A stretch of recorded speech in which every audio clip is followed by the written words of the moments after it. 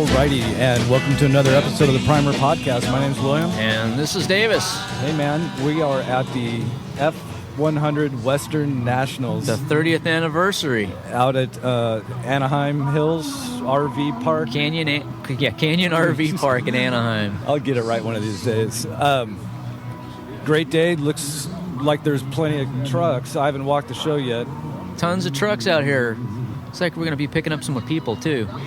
That's cool. So we'll see what happens. We'll get some interviews, and we'll take it from there. Yeah, it sounds good. All right, man.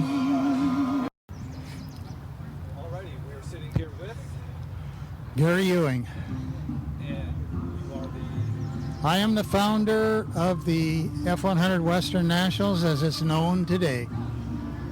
And this is the 30th year? This is our 30-year anniversary. We started the first one in 1983. And how many trucks? Well, how did it start? Well, I've been a member of Pickups Limited for close to 40 years now. One of the only two that are still active at that many years. And been a past president of 5 of our chapters. So I don't think anybody else has ever done that. I moved around a lot. But this run got started. I used to lead every year the Reno run to Reno, which has now transpired into the big run, which is Hot August Nights.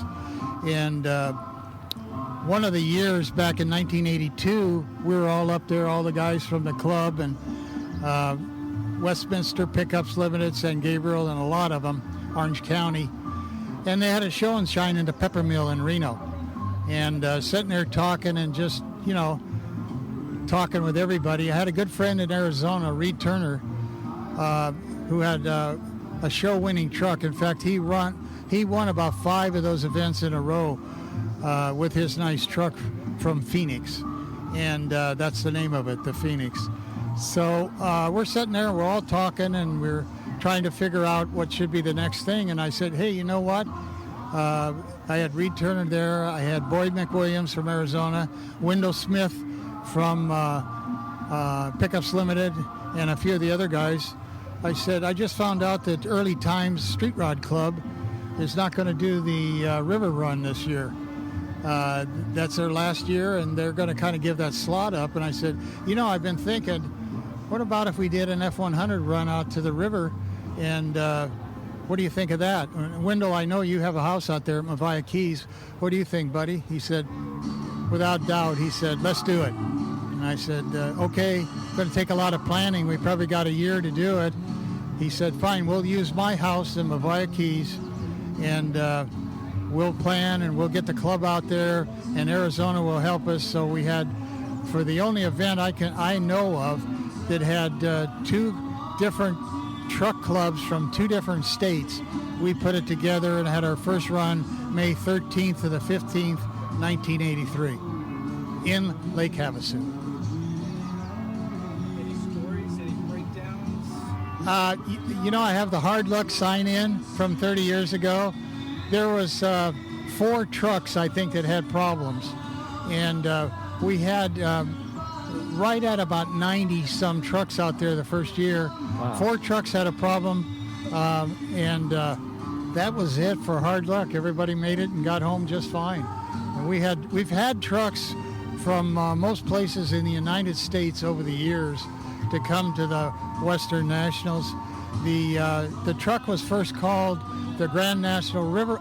It was first called the River Run, and then it was called the Grand National River Run, and later on in the mid-'80s it was just simply called the Grand Nationals, Western Nationals.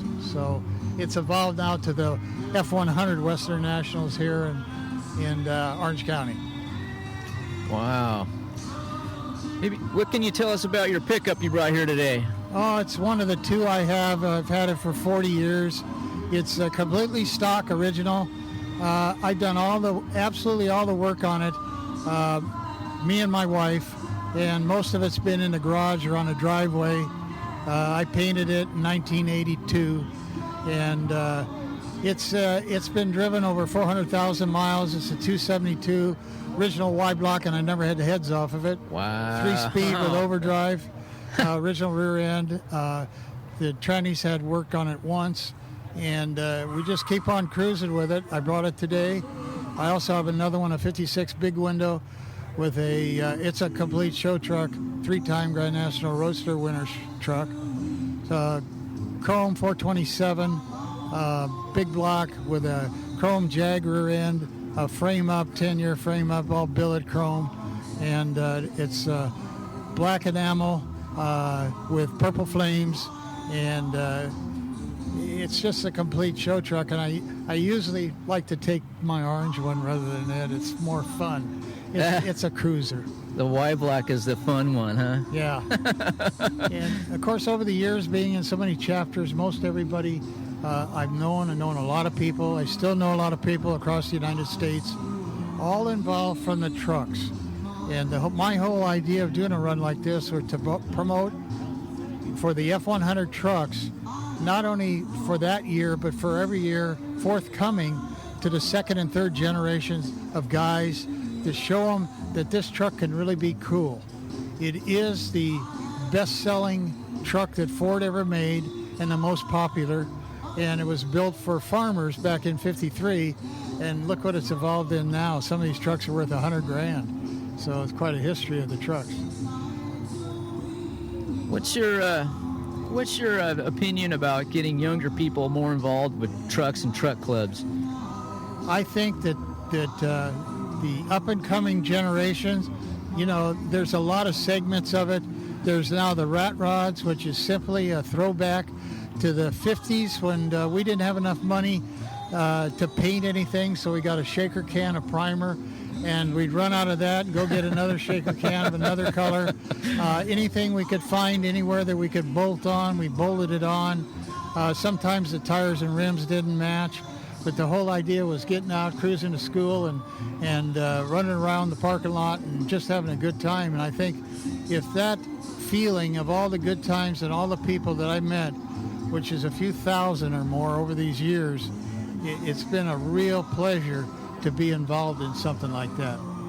Pat Ford is here, does the Super Nationals, a good close friend of mine, and to see everything going on like these trucks have done, it's quite a neat thing. It's just something that fills your heart up with good emotions.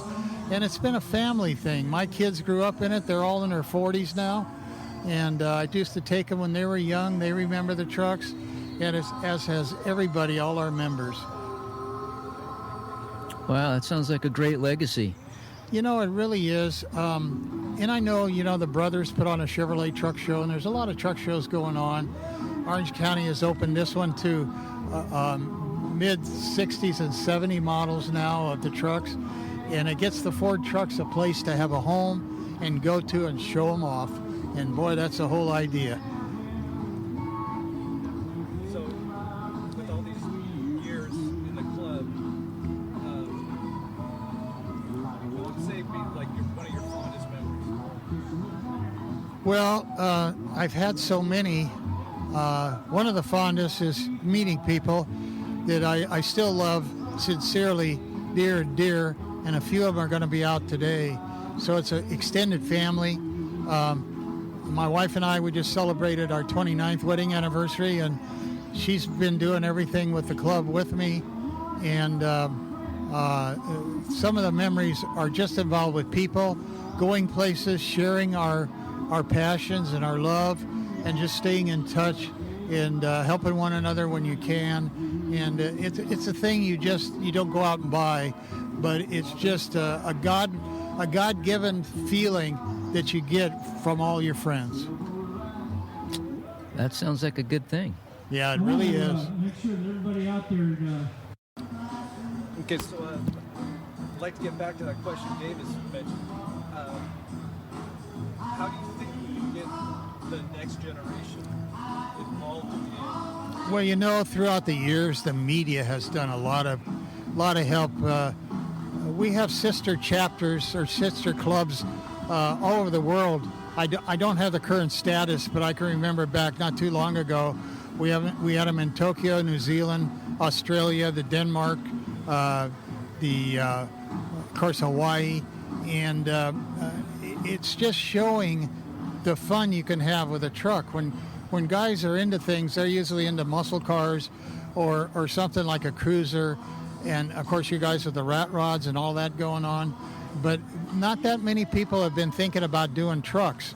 I can remember in 1953 in high school, my good buddy Doug Tyner and me, we were car guys, and I had a Ford Coupe, and so did he. And he said, after school, he said, Gary, come on, we're going down to Walkerbergy Ford in West LA, and I'm going to buy something on the showroom floor. And I thought it was, one of the new T-Birds or something like that. And although T-Birds weren't out in 53, but I thought, oh, what do you want to get down there and do that for? We got our cars. Anyway, we went down there, and he takes me in, and in the corner of this showroom, I'll never forget, it's a baby blue 1953 Ford F100 pickup. And I go, that you're going to buy? And he said, yeah. I said, are you kidding me? Look at it. It looks like it could haul hay. He said, well, that's what they made them for. They were a farm truck. But he said, I got some ideas. And he said, come on, I want you to drive my car home. I'm going to take the truck home, and we'll start working on it. I said, okay. And I looked in it, and it had rubber floor mats and no headliner, and door panels were like cardboard. And I go, I can't believe you on this. Anyway, he bought it. I think he paid like $800 some dollars for it, and took it home and got to working on it. And I don't know if we were responsible, but we had the first, what they called the lowered front end, which is the Dago drop front end, and we did that, adjusted the springs and lowered it all down and started doing stuff to it. It turned out to be a really neat truck.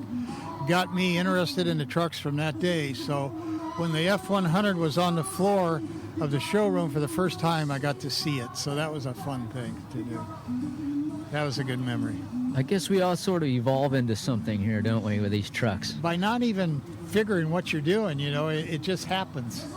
Yeah. And then you meet somebody and they say, I got something for you. It might work. Yeah.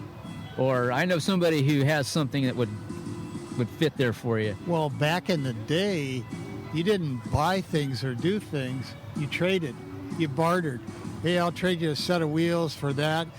He said, oh, I don't need those. Okay, I'll trade you back this. And it was just a bunch of trading. So what you did is collect everything, never throw nothing away. And I know I built up such a pile of stuff that I finally, it was driving me out of the house. But that's the way it worked back in the day. But now you got many sources to get parts from, and they've really evolved. And there's a lot of guys that are into it big time. And you look around, and boy, I don't know how many thousands of trucks are across the country now, but there's a lot of them, which is good. And I see, I see the old guys primarily at the shows. I see a lot of younger guys now coming up.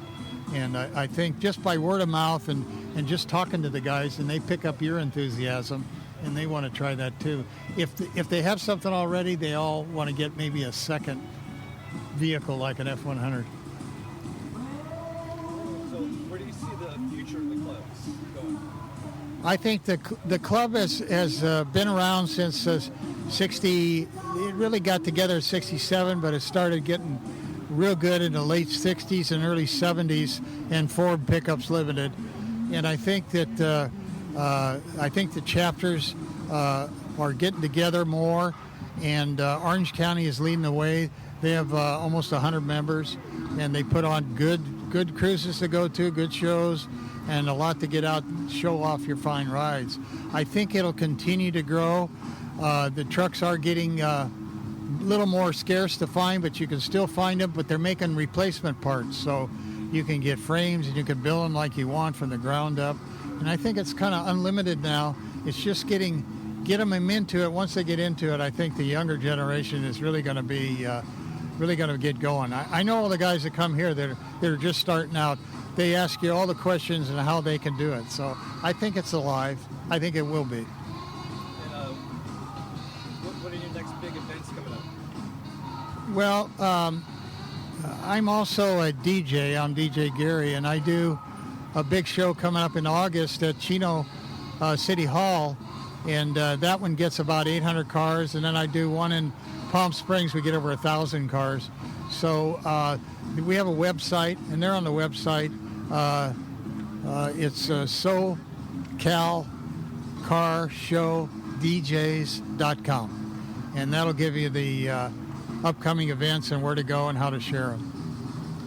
Sounds awesome. So Gary, it was a great meeting you, and thanks for spreading the word about the F100 trucks. This is awesome. Well, I'm pleasure to meet you, and you guys are awesome too, and I like that you're involved in doing the trucks and covering that, and it's very important we get the coverage, and it was a pleasure meeting you. Thank you. Thank you. Alrighty, we are here with Jeff McKelvie. Thank you. Behind junkyardfind.com. How you doing today, Jeff? I'm doing great, guys. It's man, it's a beautiful day already. You know, going on 9:30, and it's just pretty cool to be out here talking to you guys. I listen to your podcast on a regular basis, and to actually be here talking with it's pretty cool. What kind of projects you got going on? I know you mentioned to us a while ago. Was it a 71 Barracuda? That's my own car. Yeah, that's been a project for 20 years. Picked that thing up for it's a 73 Barracuda. Okay. It's actually an original 318 car, air conditioning, the whole bit, and you know, I just can't seem to blow up that 318. So you know, get something a little larger. I want to get a 360 or a 383, but my 318 just keeps plugging along.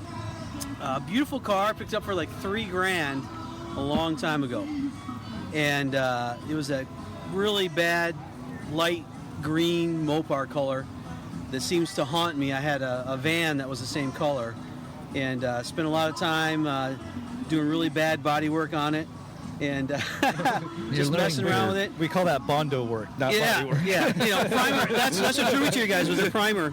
You know, I'm very good at primering, not so good in the Bondo body work. But I had that all stripped off and had it all redone, and it's a beautiful, almost like an AAR clone now. Charcoal gray. I got the AAR stripe on it. I've got the 383 bulge hood on it now, and actually the AAR rear spoiler. So you know, it's definitely not original. I don't care. It looks cool, and it's a hell of a lot of fun to drive up and down PCH. Just hang out. That'd be a good ride for PCH. I got to bring it down to your guys' studio so you can check it out. Sure. It's been my baby for a long time, and a lot of fun. You done any cruises with it? I mean, as far as like any Mopar clubs or anything? That car was how all this started. You know, I was buying parts for it. I always went to the junkyards, pulling parts, and that, you know, and that's how it started. But I haven't been able to get to any shows. As soon as it's pretty. You know, it could definitely go into, you know, it's a driver. You know, it's not going to win any awards, but that's why I want to keep it. I drive her around, you know, and have fun with it. But no, typically the shows, especially now that I'm, you know, doing the junkyardfind.com, I don't have a chance to go to the shows and just drive the car around. It's always business. It's one of the things, you know, you forfeit when you come into these, you know, as a business level.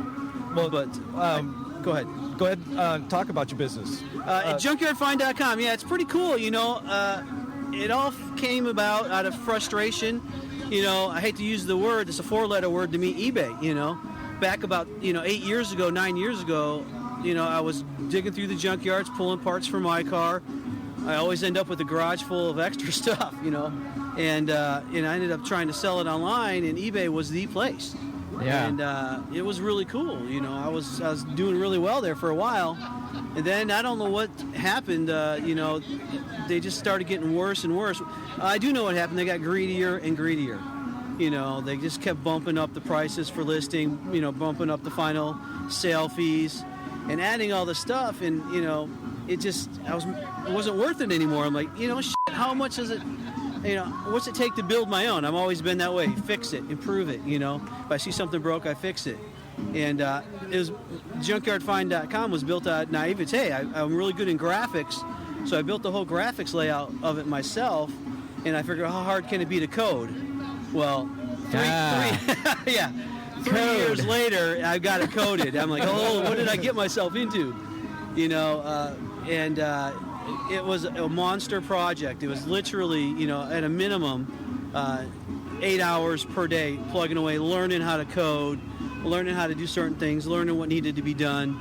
Fortunately, my son is involved with it, and he's very, very good, as all kids are now with the computers, but he specializes in code.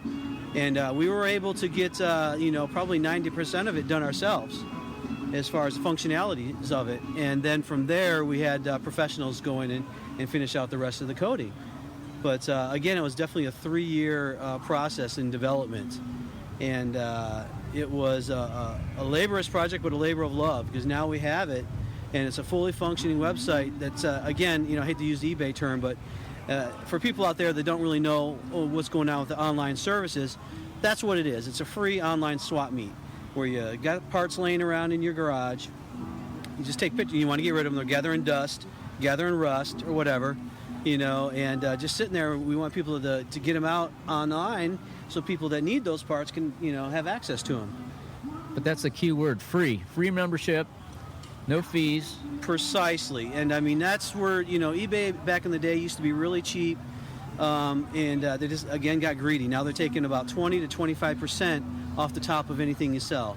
And that's not even talking about a functioning vehicle. You're talking about $100 just to list a functioning vehicle, whether it sells or not. But that's enough about them. My site is free. Again, 100% free. No listing fees, no find and value fees of any kind. It's just for the car guys like us that want to make a couple dollars selling their hood, selling their door panel, selling some, dash gauges, whatever, anything, a full-on motor, full-on vehicles you can list on our site. There's separate categories for everything. And no listing fees, no find and value fees of any type, And people, they ask, well, how do you make your money? We're definitely in to make a profit, don't get me wrong. Those 3 years were hard spent, Well, that's your investment. I mean, that's... Exactly. That's what your goal is, to build a foundation that you own and you created. Yeah, we can make, exactly, and it's something that we're very proud of, and that's why it's so fun now. I get to sit around at the car shows and talk about what we've built, and it's such a labor of love. It's my interest in automobiles, and it's pretty cool. But we do make our money on the advertising. Any one of the commercial advertisers are already on there. Edelbrock's on there, Cherry Bomb Mufflers, whatever. If you have a company, you can put your logo on there, and that's where we make our money. Very, very cheap advertising as well. $25 a month to throw your logo on our homepage, which brings in about, right now we're over 3,000 visitors per day. That's great. Just coming into the homepage alone. So they're definitely coming to the site. The layout of it's really cool. It's car guy orientated, easy to navigate, and just a lot of fun. Kind of like your site. I come in there, I check out Primer Podcast. It's fun to listen to you guys and check out all the pictures you guys do at the show. So are you saying that we should post up our 68 Ranchero on Junkyard Find? Most definitely. I've heard a lot about that. I've heard a lot about the 68 Ranchero. I got the brakes done, did you? Yeah, we finally got the brakes done. Done, dialed in. What a pain. There's a for sale sign on it. There is a for sale sign on it. Yes. You're going to send whoever is looking at it, you're going to send them to the podcast to see the trials and tribulations of the build, or? Actually, we have some... Wasn't that bad? Session videos on YouTube for... Oh, do you really? Oh, yeah. It's interesting, because anyone that's worked on a car is laughing because they've gone through those problems many times. And it's just fun for us to just sit on the couch and laugh at you guys, We had problems getting the front drums off. And, someone, tosses an email through YouTube and said, you're doing it wrong. Oh, they got a little tip for you. Yeah. That's cool. And that's, the social networks are such a valuable tool, that a lot of people in this demographic are just now, grasping onto. And, the things you can do through the internet are just amazing. The social networks, as far, and that's what obviously we're into, getting the word out and selling a product or giving people an opportunity to sell products, But back to the pictures, you guys take a lot of pictures at the show, right? Right, that's probably our main traffic source, kind of like your videos. Right. But we hit shows and I shoot 300-400 photos depending on the size of the show. Yeah. And it's just out there, and I enjoy sharing it. So because a lot of times I'm here, again, plugging junkyardfind.com, and I don't get a chance to see all the cars. I usually send my son out to take some pictures, or I do it myself. and even then it's typically a rush. So it's kind of nice being able to check out some pictures from you guys and just relax and say, oh man, I missed that one. It's a pretty cool way to see a show. We do, however, have Junkyard TV as a functionality of the website where we go around, like I said, either myself or my son will go around and videotape the cars and the vendors, which a lot of people leave out the vendors, I've noticed, in the pictures they take. A lot of people take car show pictures. They always seem to leave out the vendors. That's been a thing of ours, is try to keep the vendors involved in our Junkyard TV segments. And it's a great way to catch up on any of the Orange County shows, typically where we do. And again, that's Junkyard TV, which is a separate faction of our website. Also on there is the largest collection of movie car chase scenes on the internet. I love saying that. Who doesn't love a good car chase? Yeah, and it's just a huge collection. We've got, roughly about 75, 80 of all the top car chase scenes that you'd know from the movies. All of them that you would recognize, and some others that you go, wow, I forgot about that movie. And, they're really cool. They're all cut in high definition, start to finish. None of that pixelated stuff you get from another website that usually takes them down for whatever reason. And you'll find all those available on Junkyard TV as well. So what's your favorite car chase scene? Well, now you're going to pick my brain. Yeah, I'd have to think about that one for a couple minutes. Definite Bullet. I think so as well. My favorite, and starting this was pretty cool. Yeah, I've heard of these movies, I've heard of these car chase scenes. It turns out I hadn't watched all the movies. You just hear about it. And I watched Gone in 60 Seconds with Halaki. I forgot his first name. Just an amazing guy. Yeah. And he, 45 minutes of the whole movie is just nothing but car chase scene carnage in Long Beach, no less. Yeah. Oh yeah. Let's see. Then there's that's my number one. Crazy Mary, Dirty Larry. Dirty. All right, it's Mary. Crazy Larry. That's another good one. Yeah, that's Peter another Fonda. good one, right? He did that after, of course, the Easy Rider. Easy Rider. Thank you. Yeah, I blocked out for a second. I have all those. That's a good one. Bullet. I think Gone in 60 Seconds is my first. Bullets. Even Gone in 60 Seconds 2 is a good one. Dirty Mary, Crazy Larry is great because it's got the Mopar, it's got the Challenger in it. Exactly. So does I walked up to the Ford tent over. Of course, we're at the F100 Ford show here, and I go, "Hey, where's the Mopar stuff?" They all kind of looked at me funny. So, any big success stories from that you've heard from your site? Basically, it's a slow ride to the top. I have a lot of people coming onto the site. We're looking for a user base of right around 10,000 by the end of the summer. We're climbing up there slowly. And in this economy, it's a slow growth. We expected it to go big, but that's because we really understood the market. A lot of these people don't understand, what's going on with eBay till they try it, and they get their bill and they're like, oh my goodness. So the success stories are just people discovering it and going onto the site and actually, enjoying listing items and making a sale online and not having to go through all the BS from the other couple sites that are doing the same thing. Again, what differentiates ours, too, is it's targeted market. The only categories we deal in are car and truck parts, motorcycle parts, water sport parts, and tools. That's it. None of the other, no roommates like Craigslist or right. Kitchen sinks or knitted pajamas like eBay. It's a very, car-orientated site.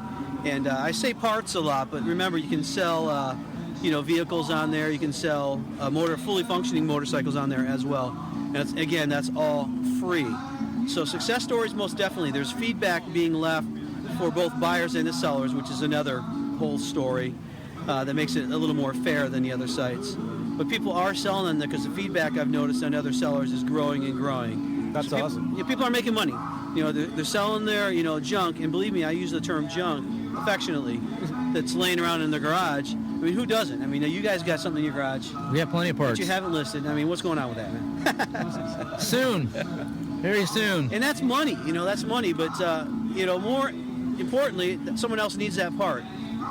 And it turns out that it works for everybody because, we're worried about what's going to happen in the future with the younger generation. I mean, they can't afford the parts. It seems like none of them want to have a job anymore.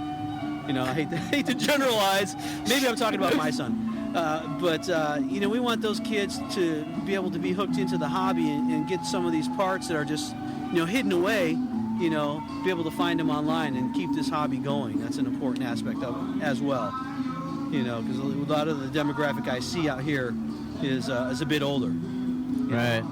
Yeah, we were talking about that in previous podcasts about the older trucks are becoming more expensive, and it prices the younger generation out. Exactly, and we're all about junkyard fine. Our tagline is we prefer used stuff plucked out of the local junkyard, but we'll happily list your shiny new stuff as well, meaning the repro stuff, and that's fine. But what we're not going to do is allow 1,000 car covers. We're not going to allow 1,000 fuel pumps that you can buy out of Cragen. The site is not going to be inundated with that stuff that you can just go pick up at the local auto parts store. What's the sense of that? We want, the stuff of old. Original parts, used or NOS. And again, we'll repop stuff is fine, but you're not going to list 1,000 of the same item. Right. I look forward to going through and zapping those items. We want to keep it so you can just cruise through there, and it's not going to be. We want to be big, but we don't want to be, go like the other side. I mean, you go through thousands and thousands of, crappy listings that mean nothing, that aren't even in the correct category. Ours is straightforward car guy stuff, and that's the way it's always going to be, and free. And I think that once that gets out, once people get a hold of what we're putting down, what we're trying to do out there, then it's just going to, it's going to explode. And my job is just be prepared for that moment. And we're more than prepared, and we're more than passionate, and we aren't going away.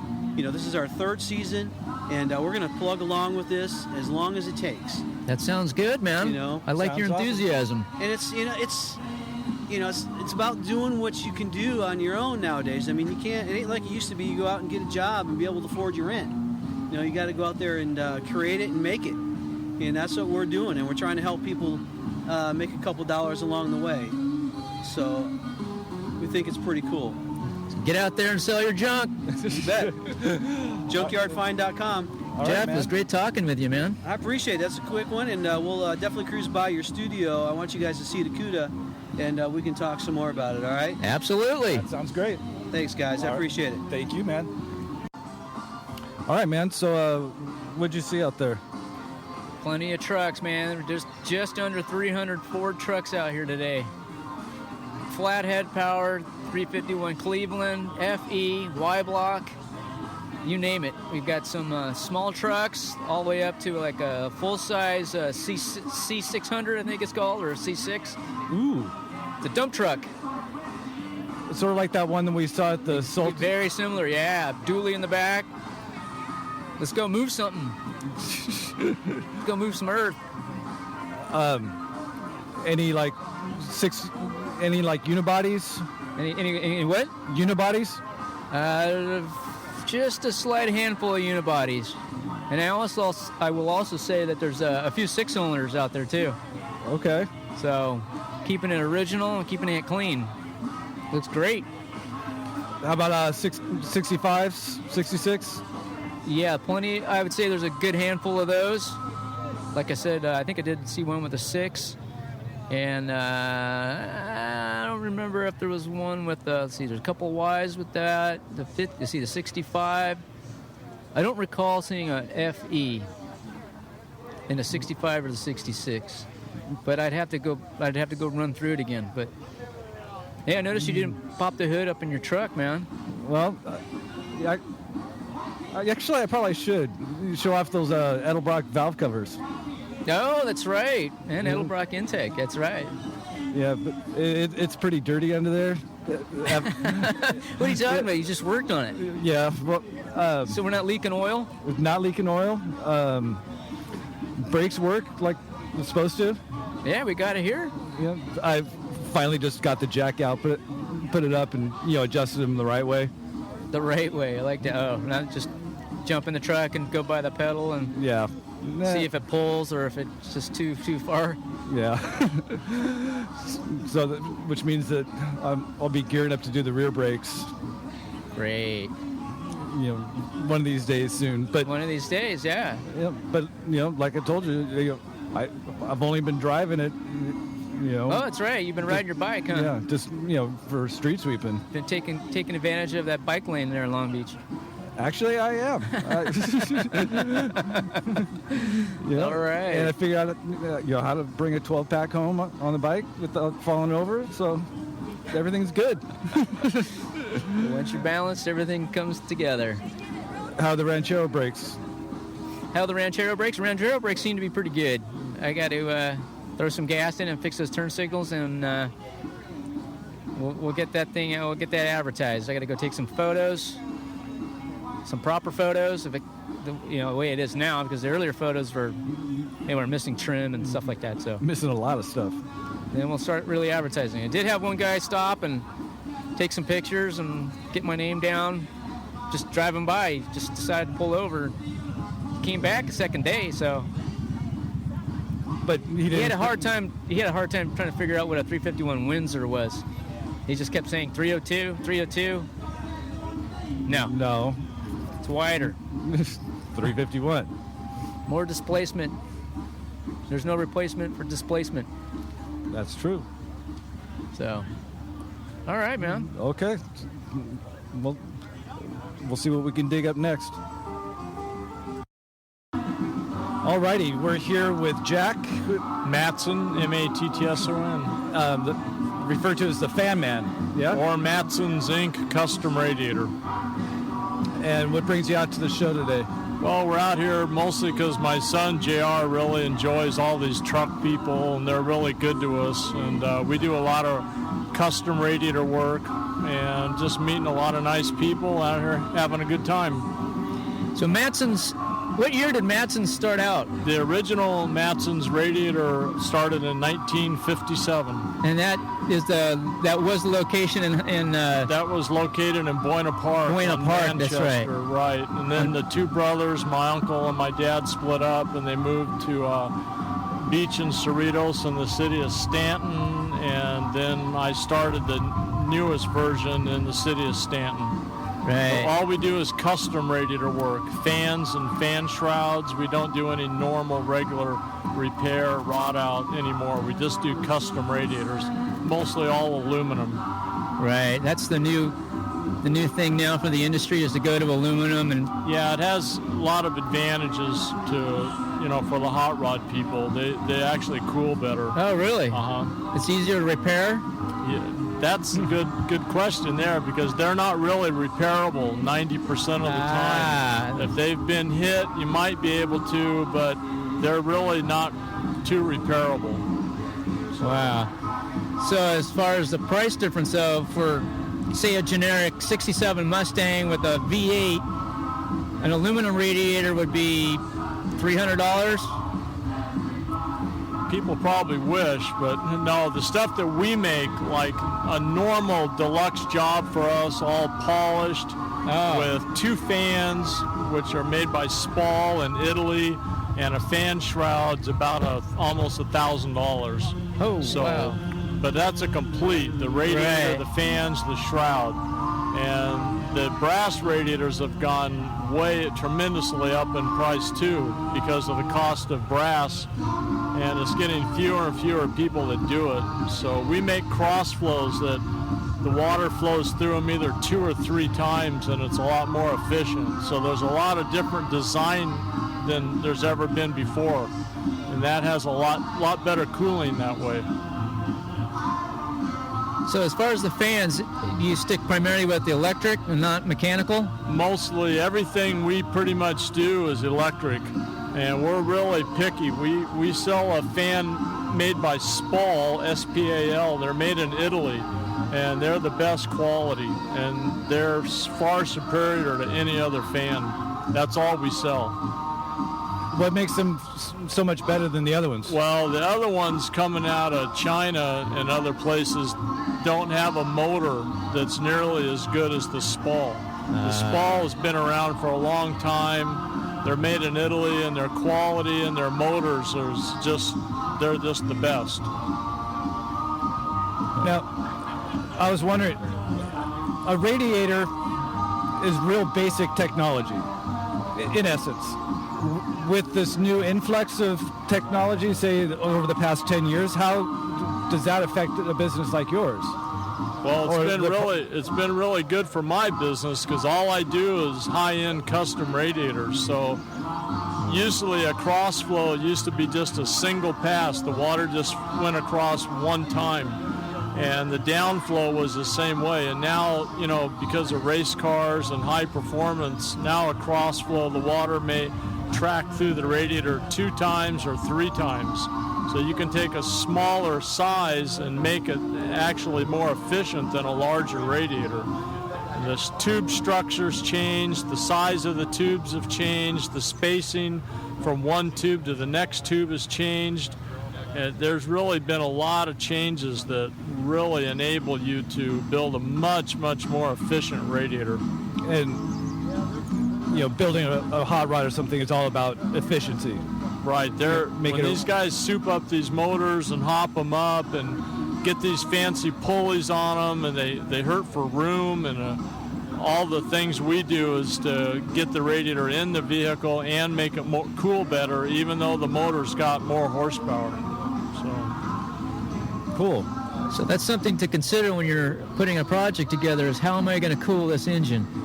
Well, most people, that'll be the last thing they do. That's Really? a real problem. The other problem is that we run into literally every day is that people will have a radiator and have a motor. Then they'll make everything fancy, and they'll buy all new fancy pulley systems. Right. And those pulley systems take the fan or water pump shaft an inch closer to the radiator than it ever was before. Now they have a problem because they're hurting for room now.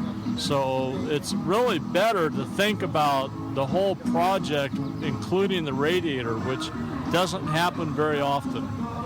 So your word of advice is bringing the fan closer to a radiator doesn't necessarily help. You can't bring it too close with a flex fan. Right. They got to be at least 7/8 of an inch away from the radiator, because when you rev up the motor, they actually flex into the radiator core.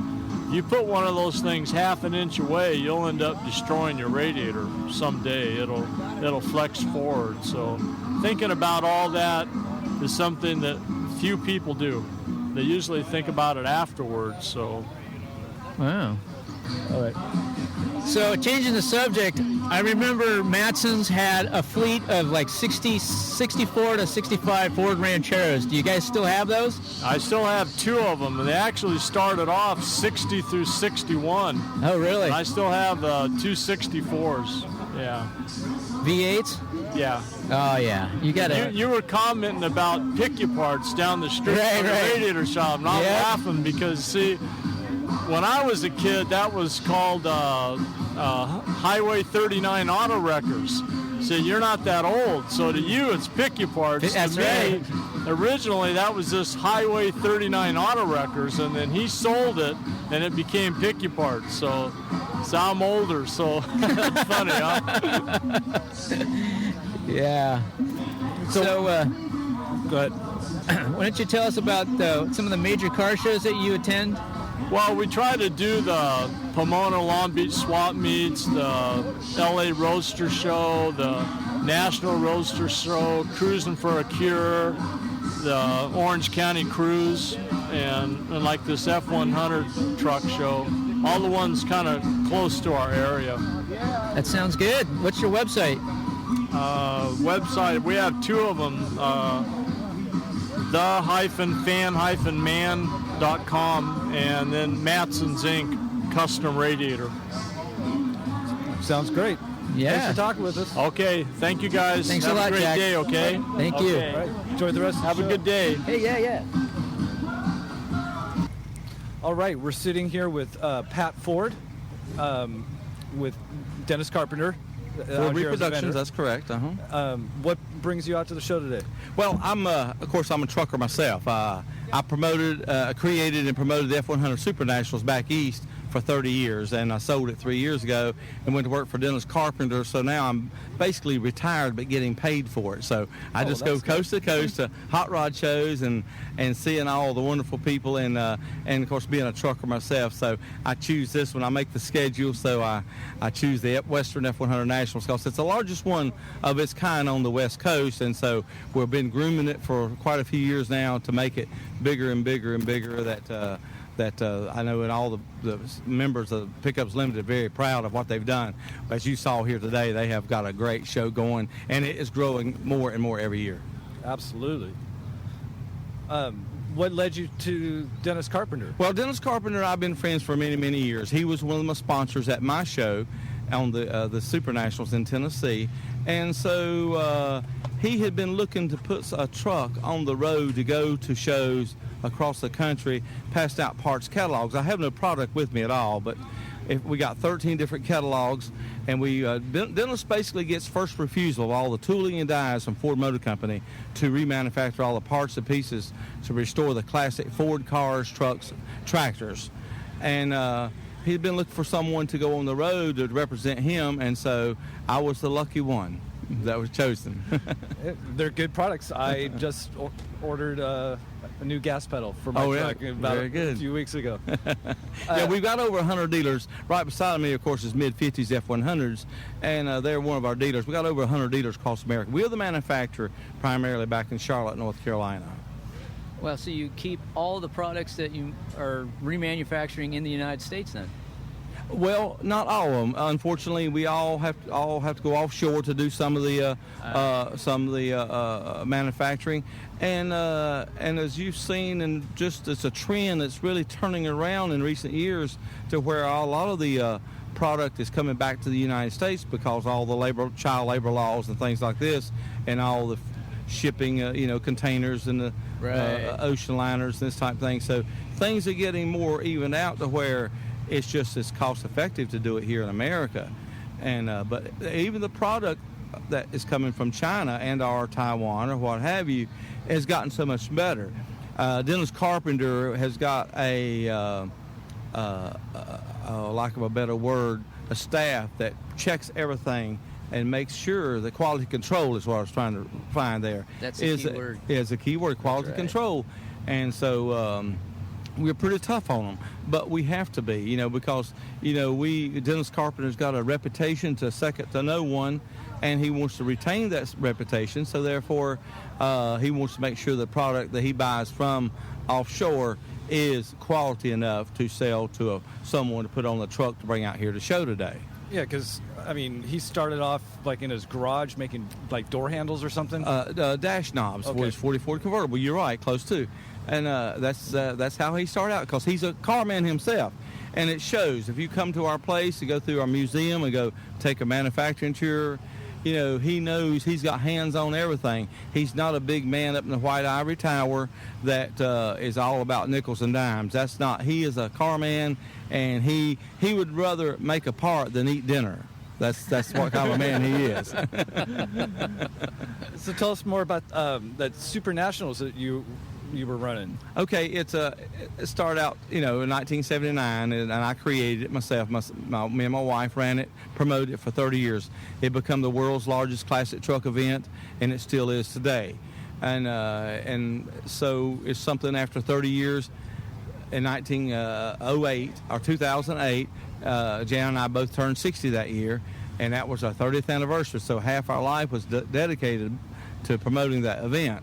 So we decided to sell it and to move on and do something else. I still go there, and I'm still part of it.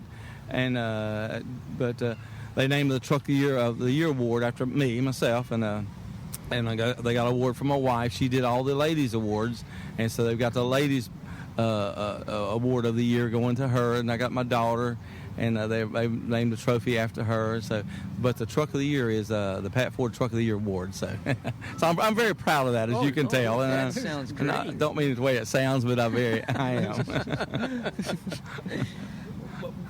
So, promoting that show was a full-time gig? No, it took us about 6 to 8 months each year to put it all together. But no, I had a full-time job. There's no money of any magnitude to be made out of doing a truck show. I mean, it could have been that way if I had been a hard nose and it had been a truck show to where it's all about money. But That changes the feel of the show. Right, it does, and it had a personal touch, and people come by all the time and still, because it became a family reunion. Each year it become a family reunion where everybody come back, see the friends they haven't seen in a year, and people have met friends there, and they would go across the United States to visit. I mean, it just brought so many wonderful people together, and it was just a show. You had to been there to get the feel of it. You asked Diane, who's at mid-50s that you spoke to a while ago, and they'll tell you that what we try to do, and we, talked to everyone who came to the show. Each one did their part in making everyone feel welcome. If they saw a new face, make them feel welcome and welcome back next year, bring a friend, and this type of thing. Most of them would go home, bring back the minister, bring back their boss man or a nephew or a cousin or a grandson or granddad, and it just escalated into something that was just totally. It's hard to describe. You had to have been there to see it, and we put together. We were so fortunate to work with the Pigeon Forge Police Department, and we did a 3 abreast parade.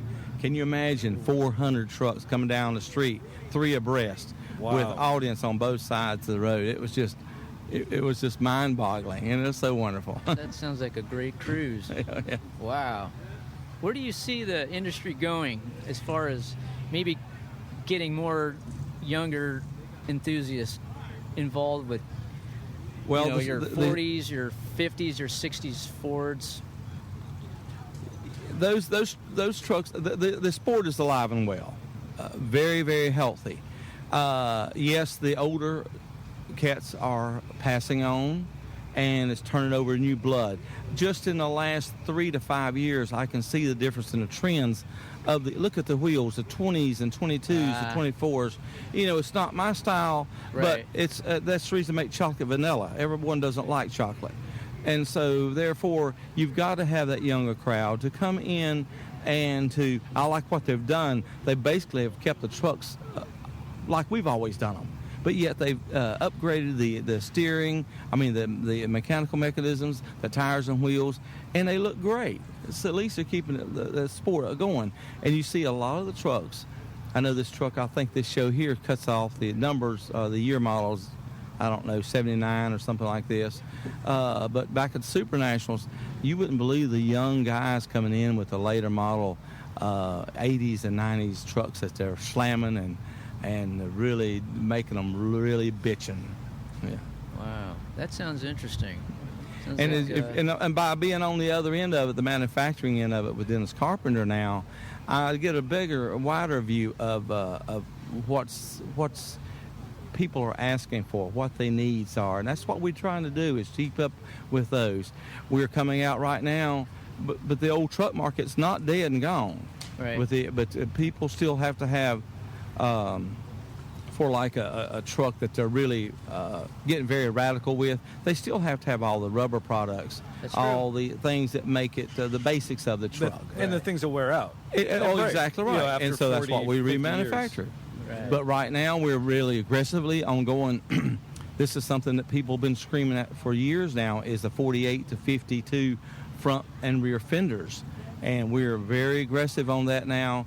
And next 3 to 5 years, you'll see all those fenders being available. The 48 to 50 right, F1 fenders and the 51, 52 front fenders, which are 2 different fenders there.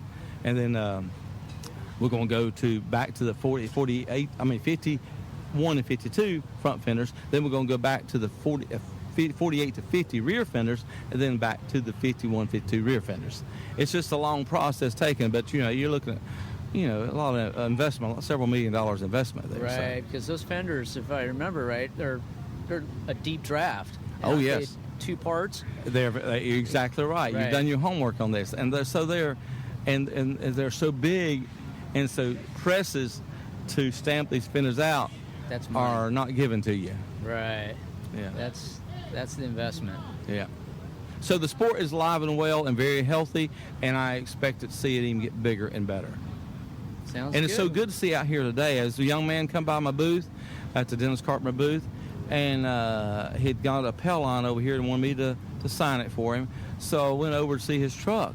They had been working on his truck for like seven, almost 8 years, and it was finished last night. Hey guys, this is William. That last sound you heard was the sound of the power getting shut off. So we lost our electrical and lost the last 45 seconds of that interview. But essentially, we want to thank Pat Ford and all that he does. Okay, and to finish up the day, we're talking with Ed Owie.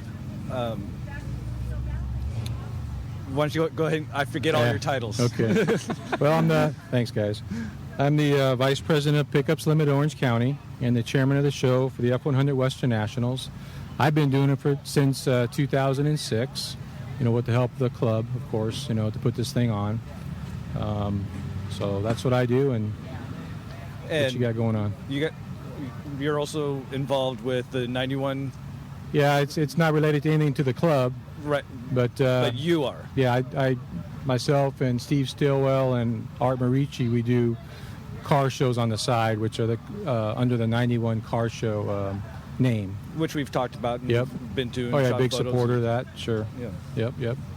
So, how'd the day go for it? Well, it was a great day out here in Anaheim, California. It was celebrating the 30th anniversary of this show, the Western Nationals, which started back in 1982 in Lake Havasu under Gary Ewing, who was next door to you guys here in his booth.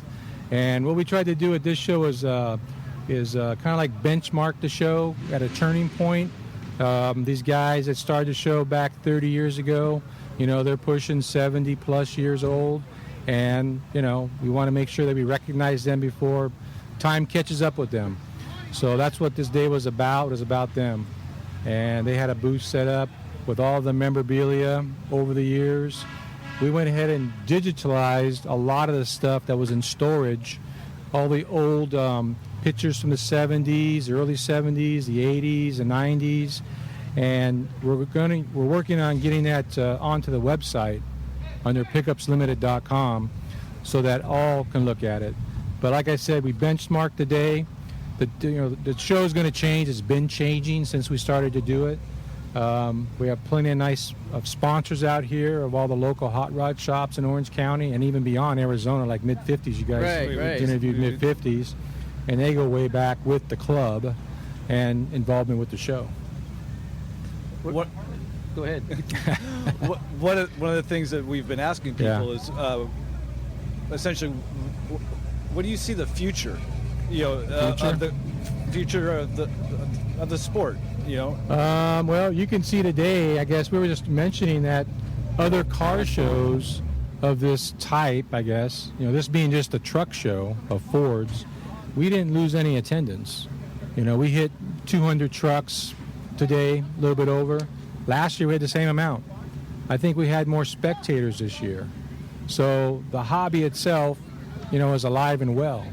I just was over talking with a young boy and his dad about a couple of things that look kind of odd on their truck that they're building, but find out this is a stock bed. He's looking at all these custom beds that are here.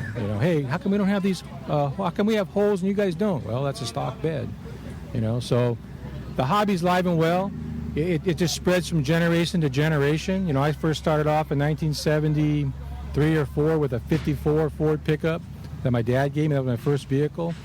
I got a 56 now, but I've had different cars, through that time. But of course, you raise a family first and go from there. But I think to answer your question, where it's going to, I think it's no telling with the technology. Because if you look at some of the parts here, they're really engineering things a lot differently. And if you look at all the trucks, they're all different. I noticed that. There's nothing the same out there. Nothing was the same, right? Yeah, it's all different. They're all this truck right here, if you look at that yellow truck behind you, I know you can't see it on radio. That was the first truck at the Western Nationals. Right. And then that orange truck, Gary Ewing's truck. That's Ewing's truck. That's kind of the example of what they used to do back in the day. And they look real similar today. There's a little more bling on it at certain points and stuff, but the style is still the same. The rake looks the same on the truck, the stance, the chroming of certain items, Color. Yeah, colors. But there's a lot of differences in each vehicle out there. So I don't know where it's going. It's on me, but it's all good, Speaking of where it's going, what's coming up? All right. Well, we have 2 big things that the club does, that Pickups Limited does as a club. The first one is in January, and it's called the Jeff's Fun Run, which is a poker run that we started to do back in 2009. And it wasn't willingly that we did it, but because of our past president, Jeff Hornsby, that passed away pretty suddenly of cancer. We started this poker run back in 2009. He died in 2009 January. He passed away, and then 2 weeks later, in 2 weeks we organized a poker run. And next year, January 19th, 2013, will be the 5th year that we were undertaking this. Hopefully the weather will be a little bit. Yeah, you guys were there, right? Yeah. And it was raining at Ken Godey Ford, but that day we still had 100 cars show up right in the rain.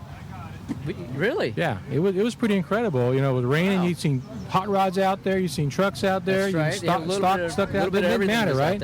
Because the whole purpose was just to share the day. Remember Jeff? Because Jeff's motto was always have a good time. Have a good time, have fun at what you're doing, and he loved this show. The last year that he was here, 2008, he was struggling a lot.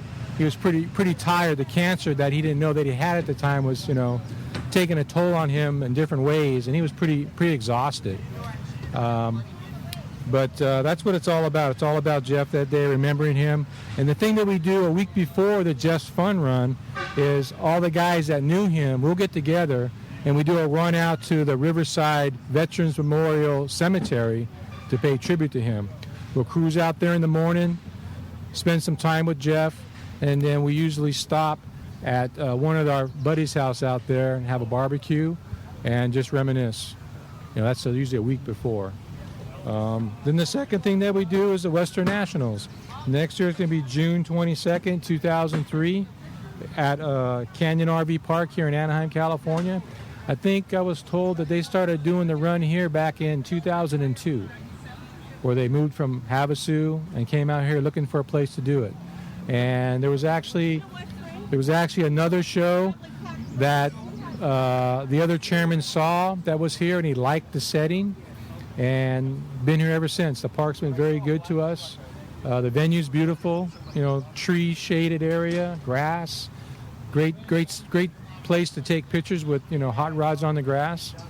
So can't go wrong.